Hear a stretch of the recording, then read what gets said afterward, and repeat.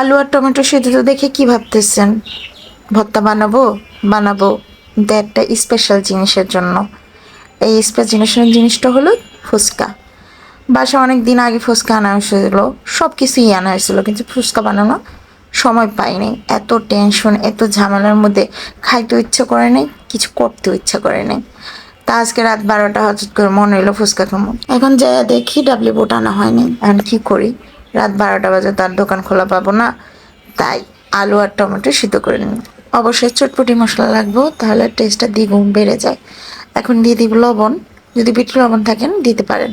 তারপরে দিব chilli flakes, তারপরে দিব পেঁয়াজ কুচি, ধনেপাতা কুচি আর মরিচ কুচি। বোমা মরিচ থাকলে অবশ্যই দিবেন কুচি করে, কারণ ঝাল ঝাল ফুচকা চটপটি কান্না খেতে ভালো লাগে।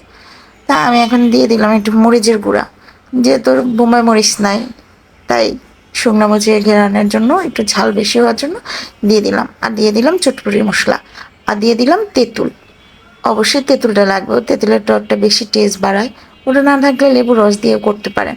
তবে সুন্দর করে চামচ দিয়ে ঘুটে ঘুটে ঘুটে ঘুটে মিক্স করে নেবেন।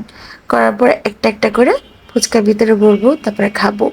বিশ্বাস করেন, এটা এত টেস্ট, এত মজা হয়েছে, আপনি একবার বানাইলে বাইরে যায় আর খেতে চাইবেন না, বাসায় বানিয়ে খাবেন।